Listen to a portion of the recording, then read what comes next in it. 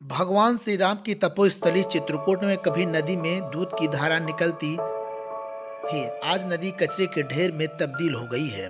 यह नदी चित्रकूट के सरयू नदी के नाम से जानी जाती है। उत्तर प्रदेश और मध्य प्रदेश के बॉर्डर में यह नदी पड़ती है और यह नदी कभी लोग स्नान करते थे, लेकिन आज इस नदी की हालात इतनी बद से बदतर हो गई है कि लोगों ने इस नदी को देखना बंद कर दिया है।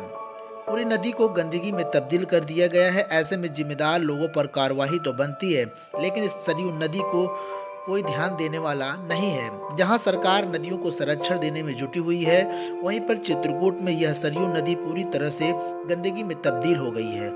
आज लोग इस नदी के पास खड़े तक नहीं होते हैं। इतनी गंदगी अधिक है कि लोगों को अपनी नाक बंद करके निकलना पड़ता है।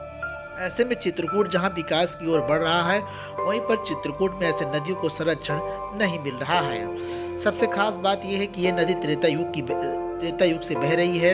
इस नदी को संरक्षण देना प्रशासन को आवश्यक है, ताकि लोग इस नदी में स्नान कर सकें।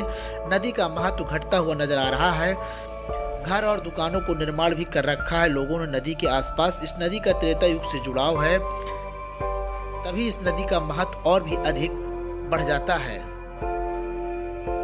पहुंच चुके हैं चित्रकूट के बॉर्डर में, जहां पर से मध्य प्रदेश की शुरुआत होती है। इस मध्य प्रदेश के शुरुआत के पहले ही यहां पर सरयू नदी है। इस सरयू नदी को इस वक्त सरयू नाला में बदल दिया गया है।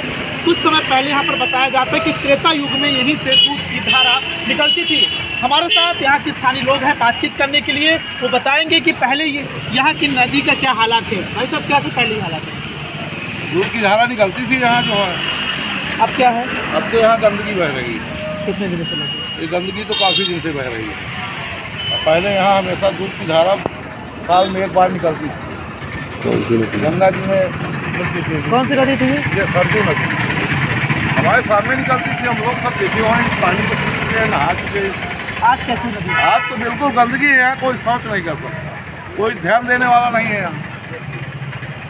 अब आप समझ सकते हैं कि यहाँ की हालात इस नदी की इस तरह है कि अब यहाँ के लोग पानी तक नहीं पी सकते हैं। एक समय हुआ करता था कि इस नदी से लोग दूध की धारा निकलते हुए देखे हैं, लेकिन ऐसी हालात में प्रशासन को ध्यान देना चाहिए। ऐसे पौराणिक नदियों को जरूर संरक्षण देना चाहिए।